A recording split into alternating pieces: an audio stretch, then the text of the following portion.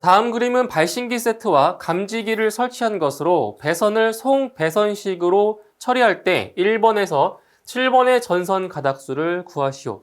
자, 해당 문제 같은 경우는 감지기 배선의 가닥수만 구하시면 되기 때문에 상당히 쉬운 문제가 되겠습니다.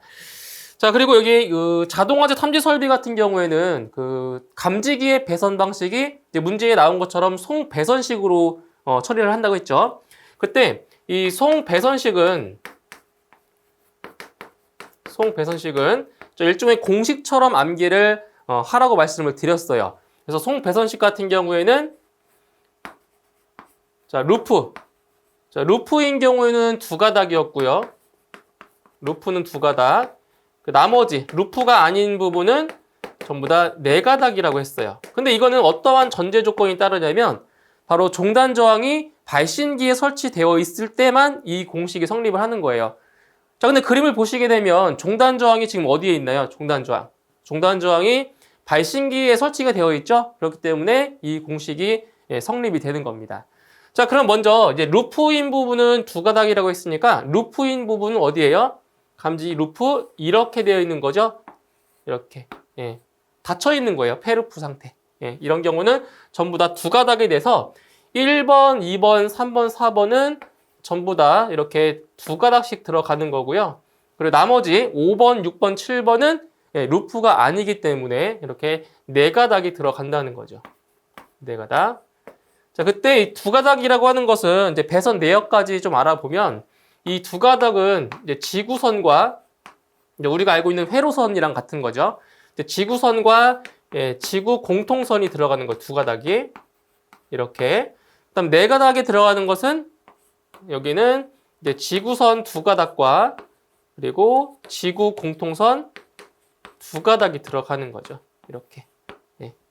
자, 그리고 이것을 이제 그림으로도 표현을 할 수 있어요. 그림으로. 자, 그림으로 표현해 보면 자, 보세요. 그림으로. 자, 지구선을 노란색으로 한번 해볼게요. 지구선. 잘 보세요. 자, 배선을 쭉 따라갈 거예요. 이렇게. 자, 모든 감지기를 거쳐서 이렇게 종단 저항까지 들어와야 돼요. 이런 식으로. 지구선을 먼저 연결했고요. 이제 지구 공통선도 똑같이 연결을 해보면 자, 같은 경로로 따라가시면 돼요. 그래서 모든 감지기를 자, 한 번씩 거쳐서 이렇게 연결이 돼야 돼요. 자, 이렇게. 그럼 보시는 것처럼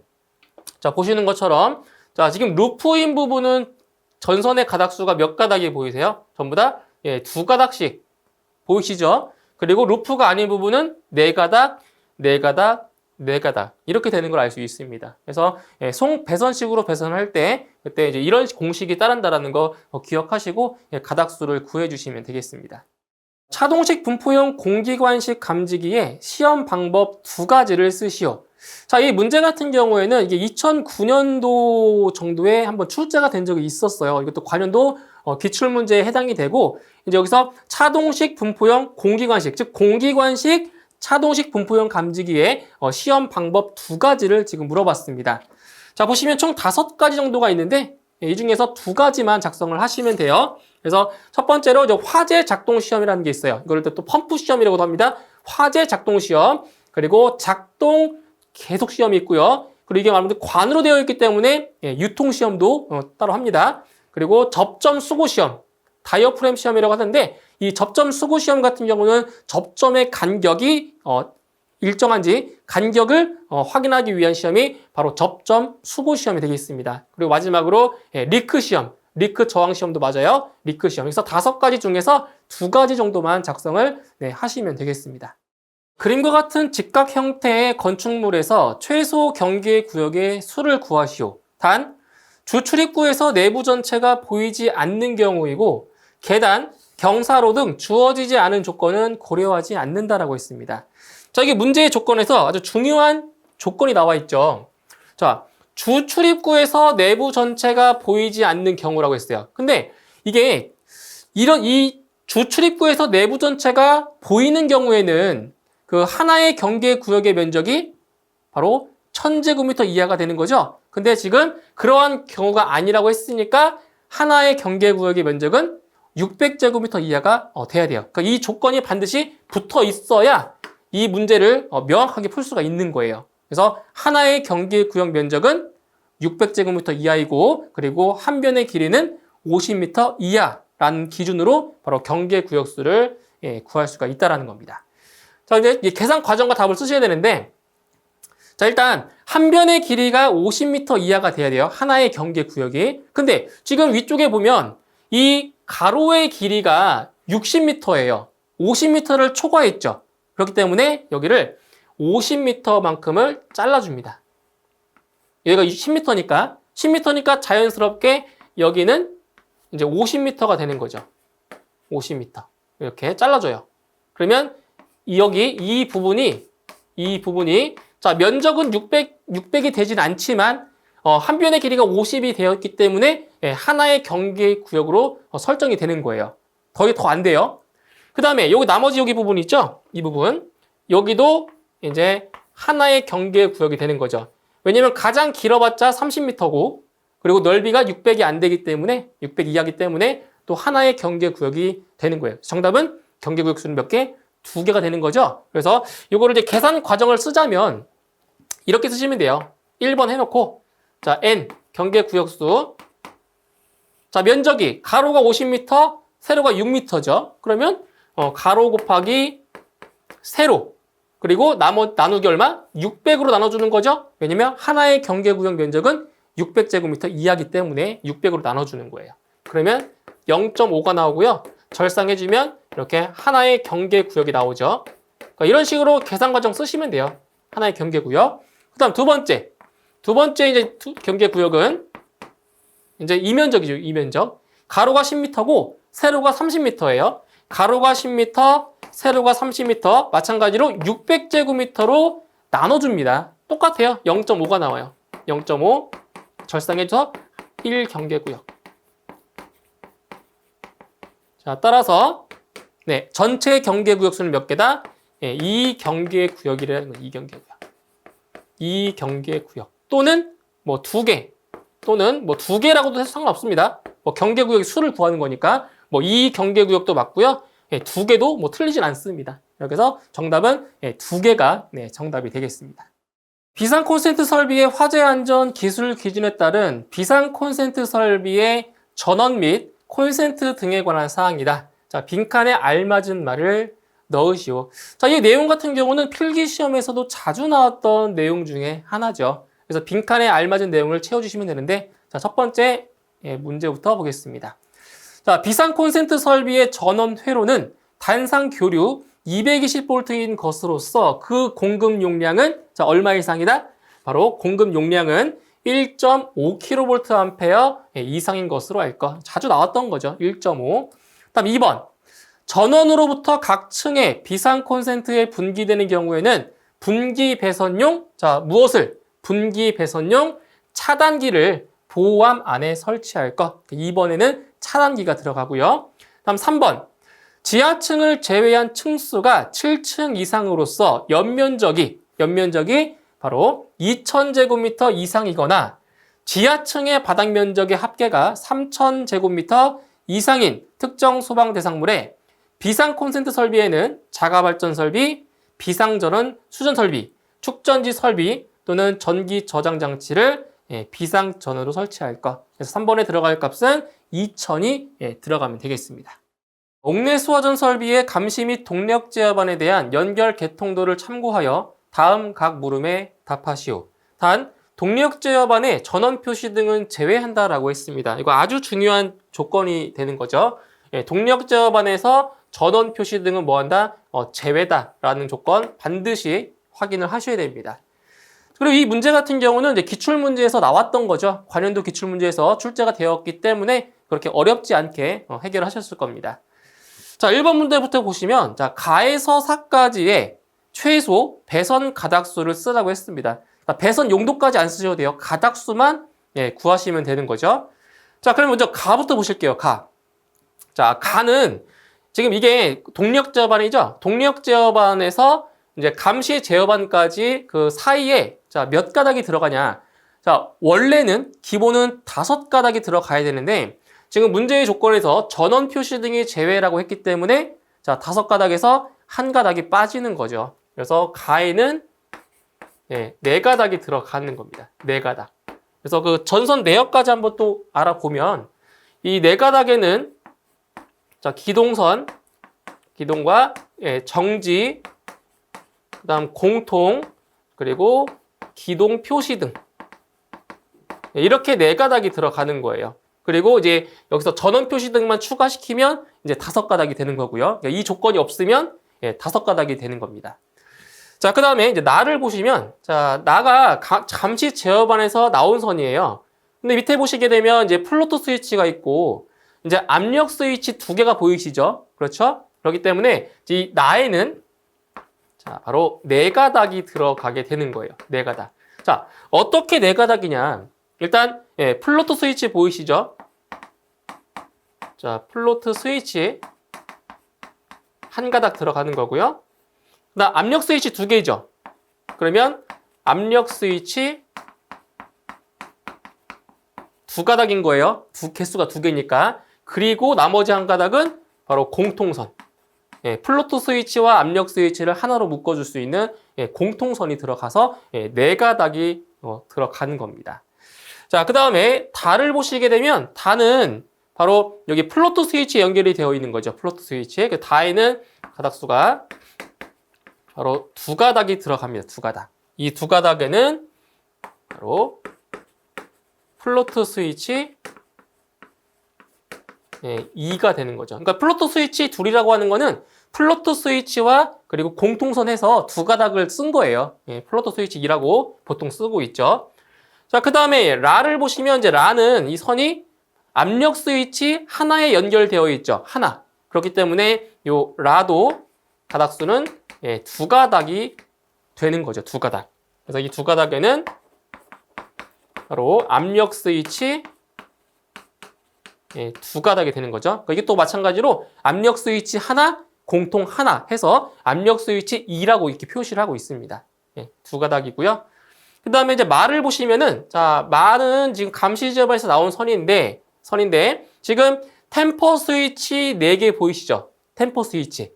템퍼 스위치 4개에다가 이제 공통선이 들어가기 때문에, 마에는 5가닥이 들어가겠죠. 5가닥. 이 5가닥에는 바로 템퍼 스위치. 지금 템퍼 스위치 4개가 연결되어 있으니까 템퍼 스위치 4개와 그리고 공통선 하나가 돼서 5가닥이 되겠습니다. 자, 그 다음에 발을 보시면, 자, 발은 지금 이 아랫부분에 템퍼 스위치 2개 연결되어 있죠. 그래서 이 발은 3가닥이 들어가는 겁니다. 3가닥. 그래서 이 3가닥에는 자, 템퍼 스위치 2개, 2개니까 아래쪽에 2개, 그리고 공통 하나. 이렇게 해서 3가닥이 들어가는 거고요. 그리고 마지막으로 사는 이렇게 돼서 템퍼 스위치 1개와 연결되어 있죠. 그래서 사는 2가닥이 들어가겠습니다. 2가닥. 이 2가닥에는 바로 템퍼 스위치 이제 둘이라고 쓰는데 이것도 마찬가지예요. 템퍼 스위치 하나, 공통 하나 이렇게 해서 2가닥이라고 표시를 해주는 거예요. 일반적으로. 이렇게 해서 가에서 4가지의 이제 배선 가닥수만 쓰시면 되고 배선 내역까지 같이 알아봤습니다. 자, 그 다음에 2번을 보시면 자, 요 4에 내열배선을 입선하기 위하여 사용하는 전선관의 종류를 쓰라고 했어요. 자, 요 템퍼 스위치에 연결되는 여기 이 배관에 내열배선을 입선한대요. 그때 사용하는 전선관의 종류. 자, 일단 정답은 금속재 가요 전선관이에요. 이게 옥내 수화전 설비의 그 화재 안전 기술 기준에 보시게 되면 그 내열배선의 공사 방법에 이런 게 나와 있어요. 그 내열배선. 그러니까 내화배선도 있고 내열배선의 공사 방법이 나오잖아요. 공사 방법에 보시면 자, 여기에 금속관이 있어요. 금속관. 자, 금속관이 있고요. 그리고 금속재 가요전선관. 그리고 뭐 금속 덕트. 금속 덕트. 뭐 또는 케이블, 뭐 이러한 공사 방법이 있어요. 근데 지금 요 사이에 들어가는 이 배선 같은 경우는 이제 구부러짐이 많잖아요. 그렇죠? 예, 구부러짐이 많은 곳 같은 경우는 보통 가요 전선관을 쓰고 있죠. 그래서 예, 금속재 가요 전선관이 바로 이 내열 배선을 입선하기 위해서 사용되는 전선관의 예, 종류라고 볼 수 있습니다. 그래서 정답은 금속재 가요 전선관이 되겠습니다. 자, 그다음 3번에 보시면 자, 기동용 수압 개폐 장치에 설치된 압력 스위치. 자, 여기 보세요. 기동용 수압 개폐 장치에 연결된 압력 스위치죠. 그럼 이 압력 스위치는 어떤 경우에 작동 신호를 여기 있는 감시 제어반에 예, 송출하게 되는지 쓰시오. 자, 어떤 경우냐면 자, 지금 이제 이 소화 설비가 작동을 해서 그 배관에 연결되어 있는 관창 또는 노즐을 통해서 자, 물을 방사하게 되면 배관 안에 있는 압력이 감소하겠죠. 자, 배관의 압력이 감소함으로써 바로 이 기동용 수압 개폐 장치의 압력도 같이 감소를 하게 돼요. 그래서 이 압력 스위치는 이 기동용 수압 개폐 장치의 압력의 감소를 감지했을 때 그때 바로 이 감시 제어반에 이렇게 작동 신호를 송출하게 된다라는 거죠. 그래서 정답을 하실 때는 기동용 수압 개폐 장치 내의 압력이 저하됐을 때, 감소했을 때 그때 바로 이 압력 스위치가 감시 제어반으로 신호를 보내게 되는 겁니다. 이렇게 간단하게 작성을 하시면 되겠습니다. 풍량이 13제곱미터/세크이고 전압 50mm 아쿠아인 송풍기용 전동기의 동력을 구하시오. 단 송풍기 효율은 70%이고 전동기 전달 계수는 1.1이라고 했습니다. 아주 간단한 문제죠. 송풍기의 동력, 전동기 동력 구하는 문제입니다. 자, 그럼 일단 기본적으로 우리 공식을 알고 계셔야 돼요. 공식. 자, P는 102 곱하기 60 에타분의 PT 곱하기 Q 곱하기 K가 되는 거죠. 이게 가장 기본 공식이에요. 그때 요 PT라고 하는 것은 전압, Q는 풍량이고요. 풍량. 그리고 에타는 바로 효율, K는 전달 개수입니다. 자, 그러면 여기서 이제 대입을 하기 전에 이제 단위를 좀 아셔야 되는데 요 전압 같은 경우는 단위가 미리아쿠아죠. 뭐 또는 미리 H2O. 자, 요게 단위예요. 자, 그리고 풍량 같은 경우는 단위가 뭐죠? 이것은 세제곱미터 퍼 미닛입니다. 세제곱미터 퍼 미닛으로 넣으셔야 되고요. 그리고 이거는 뭐 효율이니까 그냥 넣으시면 되고 전달 계수 단위 없죠. 자, 그러면 이제 대입을 할 건데 자, 지금 전압이 50mm 아쿠아라고 했죠. 50mm 아쿠아 단위가 똑같아요. 그렇죠? 단위 같으니까 그냥 50 따로 변화는 필요 없이 50을 대입하시면 되고요. 그 다음에 이제 풍량은 단위가 달라요. 지금 초당 10세제곱미터. 근데 지금 여기에 들어갈 단위는 분당으로 들어가거든요. 분당. 그렇기 때문에 여기에다가 60을 곱하셔야 돼요. 1분이 60초니까. 그래서 여기는 10 곱하기 60이 되겠습니다. 이렇게. 네. 그냥 10만 넣으시면 안 됩니다. 이거를 분당으로 바꾸셔야 돼요. 단위를. 자, 그 다음에 이제 102 곱하기 60 곱하기 자, 효율이 70%니까 0.7 대입하시면 되고요. 그리고 전달 계수는 1.1이다.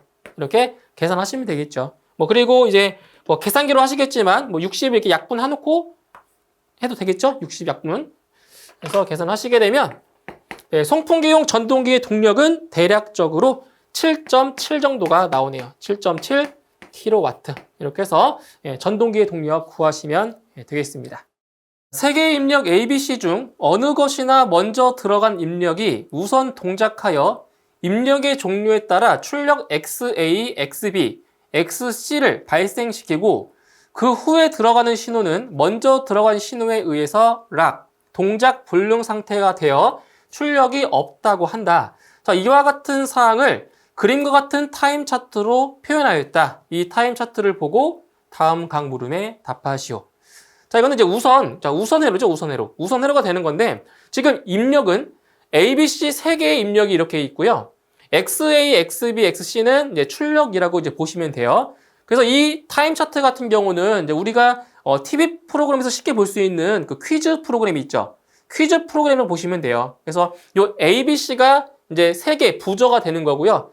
이 세 개 XA, XB, XC는 이제 그 부저를 눌렀을 때 이제 불이 들어오는 램프라고 생각을 하시면 조금 더 이해가 되실 거예요. 그래서 먼저 부저를 누른 쪽에 램프가 들어오죠. 자, 여기 보세요. 자, 지금 A, B, C가 있는데 A가 제일 먼저 눌렀죠. 그 다음 B가 눌렀고 C가 눌려진 거예요. 순서가. 누른 순서 빠르기가. A가 먼저 눌렀잖아요. 그렇기 때문에 XA에 불이 들어왔죠. 그런데 이 XA에 램프가 들어온 상태에서 자, BC가 뒤늦게 눌러도 램프에 불이 들어와요? 안 들어와요? 안 들어오죠? 그렇기 때문에 이 A한테 먼저 정답을 얘기할 수 있는 그러한 우선권을 주는 거죠. 퀴즈 프로그램으로 보시면 돼요. 자, 그 다음에 이제 이게 두 번째 문제예요. 두 번째 문제에서는 자, B가 제일 먼저 눌렀죠. B가 눌렀고 그 다음에 A가 눌렀고 C가 제일 늦게 누른 거예요. 자, B가 제일 먼저 눌렀기 때문에 이제 XB에 불이 들어온 거죠. 그러니까 정답을 할 수 있는 발언권을 준 거예요. 근데 뒤늦게 A와 C가 버튼을 눌러도 A와 C에는 램프에 불이 들어오지 않죠. 이게 바로 우선 회로가 되는 겁니다.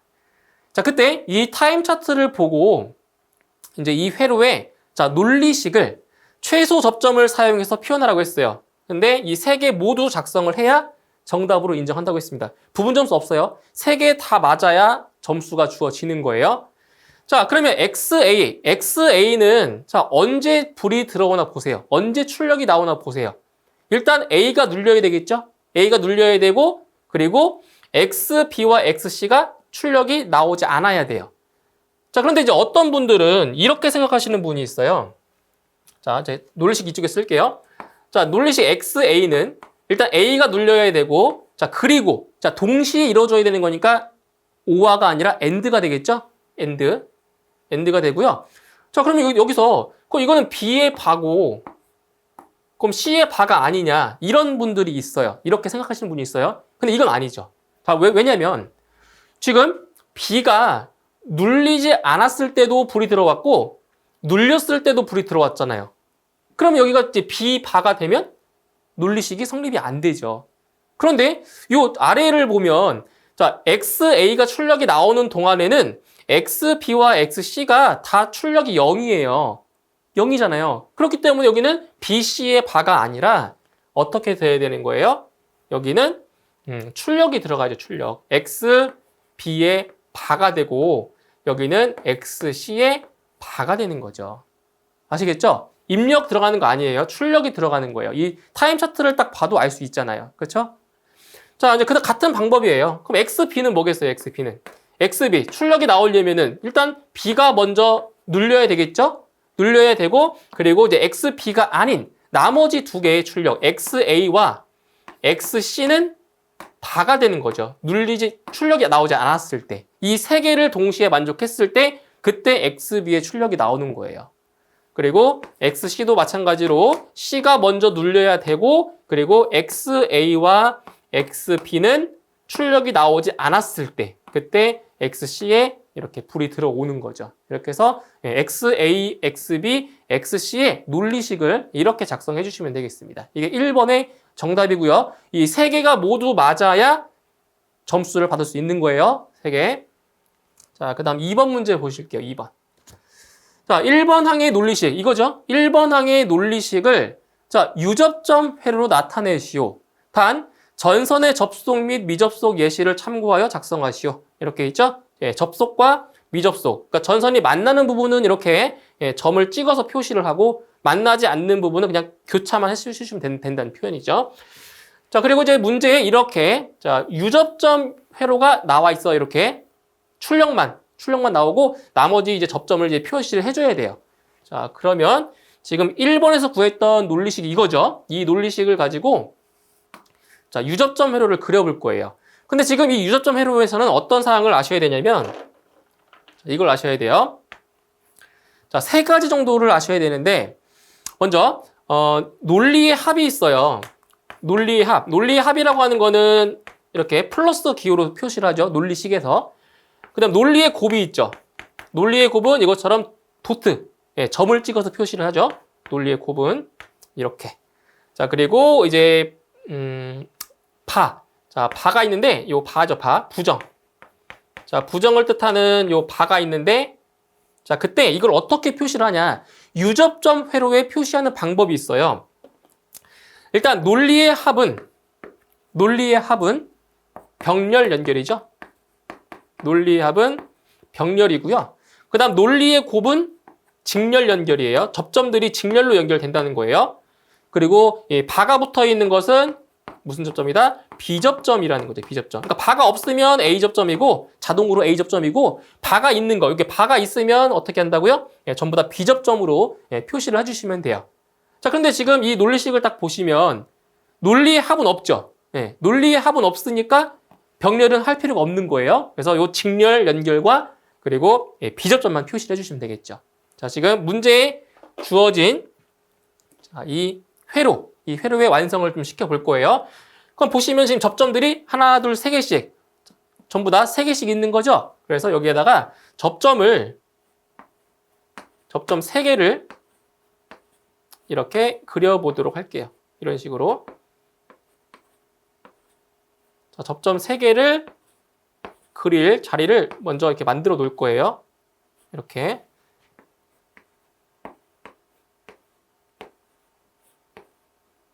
네, 이렇게 해놓고요. 그 다음에 이제 만나는 점은 어떻게 해야 된다고요? 이렇게 점을 찍어줘야 돼요. 그래서 여기 윗부분은 이렇게 점을 찍어주셔야 돼요. 이거 안 찍으면 틀립니다. 예, 점 찍어주세요. 아래는 되어 있으니까 상관없고요. 위에 부분에 이렇게 점 찍어주셔야 돼요. 자, 그러면 XA부터 보실게요. 자, A와 XB의 바, XC의 바가 되어 있죠? 자, 그래서 표시하실 때는 이제 A는 바가 없으니까 무슨 접점으로? A접점으로. 이렇게 A접점으로 하는데, 자, 문제는 여기를, 자, 푸시 버튼 스위치로 해줘야 돼요. 푸시 버튼. 자, 왜 그러냐면은, 여기를 이제 푸시 버튼 스위치가 아니고, 이렇게 해버리면은, 입력 A가 이렇게 닫힐 수 있는 어떤 장치가 아무것도 없잖아요. 그러니까 자동으로 닫힐 수가 없단 말이에요, A는. 우리가 이제 그 부저 누르는 것처럼 수동으로 눌러줘야 되기 때문에, 여기를 반드시 이렇게 푸시 버튼 스위치 형태로 표시를 해주시는 거, 예, 중요합니다. 이거 푸시 버튼 수동 버튼으로 표시해 주셔야 돼요. 그 다음에 이제 XB와 XC는 이제 바가 붙어 있으니까 이렇게 자, B접점으로 표시를 해주는 거죠. 그럼 여기는 A가 되겠죠? 여기는 XB가 되고요. 여기는 XC가 됩니다. 좀 위에 바 안 붙여도 돼요. 상관없어요. 예, 바 붙여도 되고 안 붙여도 상관없습니다. 왜냐면 이 접점상에 표시를 해놨기 때문에 이 바를 붙여도 되고 안 붙여도 상관없다라는 거죠. 그 다음에 이제 XB 같은 경우는 여기 이제 X 입력이 뭐가 돼요? 입력이 B가 되겠죠? 네, 입력은 B가 되고요. 그리고 XA 그리고 XC 이렇게 되는 겁니다. 그리고 세 번째 XC는 자 입력은 C가 되고요. 그리고 여기는 XA의 바 그리고 여기는 XC의 바다. 이런 식으로 완성시켜 주시면 유접점 회로가 그려지는 겁니다. 이렇게 해주시면 돼요. 이것도 관연도 기출문제에서 많이 나왔죠. 그래서 어렵지 않을 겁니다. 자, 그 다음에 이제 3번 문항을 보시면 자, 1번 항의 논리식을 3 입력 AND 3개, 낫 6개를 사용하여 무접점 논리 회로로 나타내시오. 단 2번 항의 전선의 접속 및 미접속 예시를 참고하여 작성하라고 했습니다. 자, 보시면 지금 이 문제의 조건에서 그 논리 게이트의 개수를 정해줬어요. 자, 3 입력, 3 입력 AND 3개를 반드시 써야 되고요. 낫 게이트 6개를 사용을 해야 돼요. 이 조건 반드시 지켜줘야 됩니다. 반드시. 자, 그러면 이제 무접점 논리 회로를 이제 그릴 건데, 자, 보세요. 일단 3 입력 AND 3개가 필요하겠죠. 자, 그러면 AND 게이트 이런 식으로 자, AND 게이트 3개를 먼저 그릴게요. 자, 이런 식으로 AND 게이트 3개를 그렸어요. 그리고 입력은 전부 다 몇 개가 돼야 돼요? 입력은 3입력. 입력이 3개입니다. 이렇게. 자, 일단 그릴게요. 일단. 입력이 3개라고 했으니까. 자, 이렇게 입력이 자, 3개인 AND 게이트 몇 개? 3개를 이용하라고 했어요. 자, 그 다음에 낫 게이트는 몇 개? 6개를 사용하래요. 근데 여기 논리식을 보면 낫 게이트는 어디에 쓰이겠어요? 바로 여기죠. 하나, 둘, 셋, 넷, 다섯, 여섯 개. 이 바가 붙어 있으니까 부정. 그래서 이게 낫 게이트 같은 경우는 어디에 붙일 거냐면은 여기에다 붙일 거예요. 이렇게. 이런 식으로 낫 게이트 여기도 마찬가지로 이렇게. 왜냐면은 자, 입력 3개 중에서 하나는 낫이 없잖아요. 2개가 낫이 붙어 있으니까 이렇게 모든 그 엔드 게이트의 입력에 낫 게이트를 2개씩 넣을 거예요. 이렇게 2개씩. 여기도 마찬가지로 낫 게이트 2개를 입력으로 집어 넣을 거예요. 그러면은 지금 보면 3 입력 엔드 3개가 쓰여졌고요. 그리고 낫 게이트가 6개 지금 그려져 있는 거죠. 그럼 이걸 만족 다 한 거예요. 자, 그 다음에 이제 어떻게 쓸 거냐면 이제 여기다 써야겠죠. 자, 여기는 입력이 A고요. 순서대로. 여기는 입력이 B겠죠. 여기는 입력이 C겠죠. 이렇게. 이 순서대로. 이게 A, B, C 순서대로 한 거예요.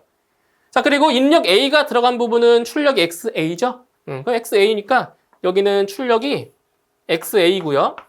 여기는 출력이 XB겠죠.